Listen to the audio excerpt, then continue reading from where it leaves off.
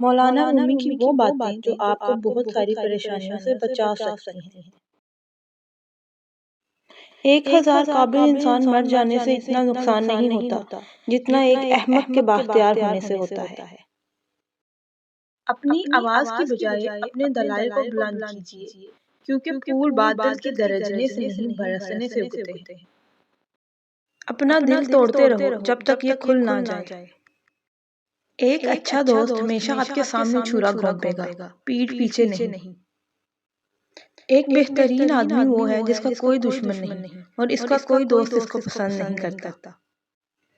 اگر آپ جاننا چاہتے ہیں کہ انسان کیسا ہے تو دیکھ لیں کہ وہ اپنے کمتر لوگوں کے ساتھ کیسا سلوک کرتا ہے، نہ کہ اپنے برابر کے لوگوں کے ساتھ۔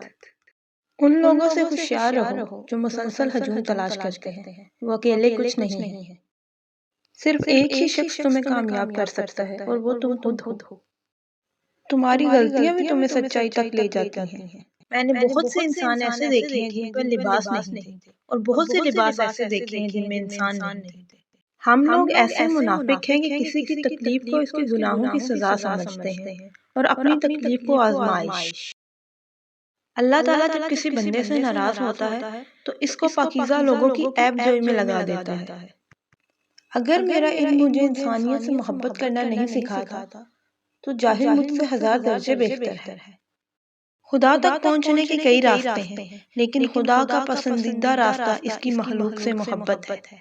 اگر آنکھ کی بینائی ختم ہو جائے تو انسان رات اور دن میں فرق نہیں کر سکتا۔ اسی طرح اگر انسان کا دل اندھا ہو جائے تو حق اور باطل میں فرق نہیں کر سکتا۔ جس شخص نے اپنے راز کو اپنے تک محدود رکھا وہ جلد کامیابی کی منزل تک پہنچے گا۔ یہ دنیا ہمارا ٹھکانہ نہیں، یہ تو ہماری گزرگاہ ہے۔ تمہیں پروں کے ساتھ پیدا کیا گیا ہے، کیوں زمین پر رینگنے کو ترجیح دیتے ہو؟ جہاں پانی گرتا ہے وہاں سبزہ اگتا ہے، جہاں آنسو گرتے ہیں وہاں رحمت اترتی ہے۔ آپ پر رحم کیا جائے گا جب آپ کمزوروں پر رحم کریں گے۔ جاہل، احمق اور بدکردار سے اچھے مشورے کی توقع ہرگز نہ رکھو۔